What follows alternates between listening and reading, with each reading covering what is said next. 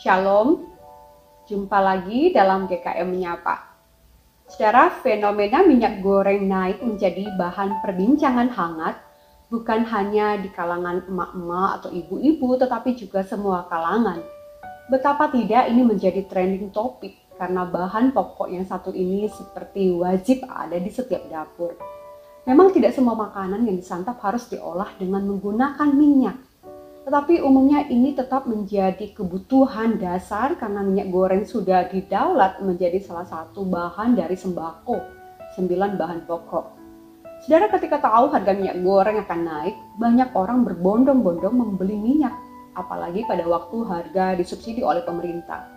Banyak orang berusaha mengumpulkan hingga sejenak tidak lagi saling mengakui sebagai anggota keluarga ketika mereka membeli di tempat-tempat jualan atau di supermarket. Tiba-tiba minyak goreng menjadi barang langka untuk ditemukan. Namun ketika subsidi pemerintah dicabut, mendadak minyak goreng muncul di tempat-tempat belanjaan.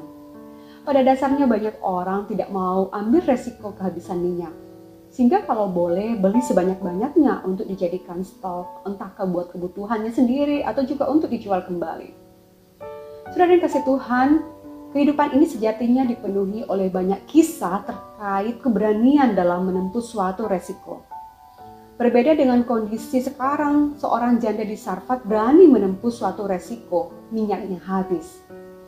1 Raja-Raja 17 ayat 1-16 itu mengkisahkan seorang janda yang mendemonstrasikan suatu keberanian yang luar biasa ketika ia mendengar permintaan dari seorang nabi agar membuatkannya roti. Memang yang diminta Elia tidak banyak, tetapi saat itu terasa begitu berat karena tidak ada lagi persediaan bahan makanan yang dimiliki janda tersebut, selain daripada yang hendak diolahnya. Namun usai mendengar nubuatan yang disampaikan Elia, janda itu menaati perkataan Elia. Dalam hatinya berkobar iman sehingga muncul keberanian menempuh resiko, karena ia dan anaknya bisa saja mati jikalau janji yang disampaikan Elia itu tidak terjadi.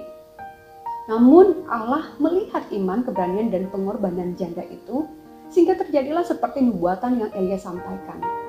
Di ayat 16 dikatakan tepung dalam tempayan itu tidak habis dan minyak dalam buli-buli itu tidak berkurang seperti firman Tuhan yang diucapkannya dengan perantaraan Elia. Saudara yang kasih Tuhan, kisah ini dilatar belakangi oleh situasi dan kondisi bangsa Israel pada zaman Raja Ahab, di mana bertahun-tahun tidak ada hujan. Bangsa Israel mengalami kelaparan. Pada ayat 7, sungai-sungai menjadi kering. Tuhan memerintahkan Nabi Elia pergi ke seorang janda di Sarfat di wilayah Sidon. Dan sesampai di Sarfat, Nabi Elia minta minum dan minta dibuatkan sepotong roti baginya.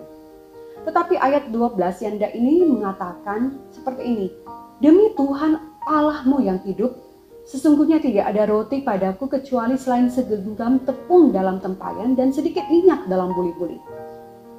Ketahuilah aku sedang mengumpulkan 2 kayu api untuk membawanya pulang dan mengolahnya bagi anakku. Sesudah memakannya kami akan mati." Saudara, ini sebuah rintihan, kepedihan, kelaparan daripada seorang janda juga. Dan kondisinya sangat sulit. Dia katakan ada resiko, bahkan kalaupun juga dia bisa mengolah itu, sesudah makannya dia dan anaknya itu akan mati karena tidak tahu. Tidak ada lagi persediaan bagaimana untuk bisa makan kalau sudah tidak ada lagi bahan seperti roti dan minyak itu. Namun Nabi Elia tetap meminta janda itu untuk membuatkan roti. Elia lalu berkata kepadanya, "Jangan takut, pulang dan perbuatlah seperti perkataanku. Buatlah di sana sepotong roti bundar kecil lebih dahulu dan bawalah kepadaku. Kemudian buatlah bagi anakmu. Sebab beginilah firman Tuhan Allah Israel. Tepung dalam tempayan itu tidak akan habis dan minyak dalam buli-buli itu juga tidak akan berkurang sampai waktu Tuhan memberi hujan ke atas muka bumi." Saudara yang dikasih Tuhan, ini adalah janji yang luar biasa yang disampaikan Tuhan melalui Nabi Elia ini. Dan janda di Sarfat ini menunjukkan sikap atau respon yang baik. Dia melakukan perintah Nabi Elia. Dia taat karena dia percaya firman Tuhan yang disampaikan oleh Nabi Elia ini. Sudah dikasih Tuhan, di saat krisis, adakah saat ini kita sedang memikirkan sesuatu terkait keputusan yang menyodorkan potensi resiko yang tidak ringan? Sudah dikasih Tuhan, mohonlah campur tangan Allah. juga keberanian di dalam menempuh resiko, tanpa juga kita mengabaikan melakukan perhitungan yang cermat, perlunya juga memikirkan dengan matang. Yakinlah bahwa di dalam kita menaati firman Tuhan, kita akan menempuh resiko, tetapi kemudian Tuhan akan menolong kita. Mungkin juga dengan ketaatan kita seperti itu, ada terobosan besar yang akan kita alami. Jangan sampai kita menjadi serakah dan tidak memedulikan orang lain karena kita terlalu takut untuk ambil resiko. Ingatlah bahwa bukti kita percaya kepada Bapa Sang Pemelihara adalah ketika kita juga berani bertindak lebih, seperti memberi di masa sulit. Kehabisan minyak, siapa takut? Amin.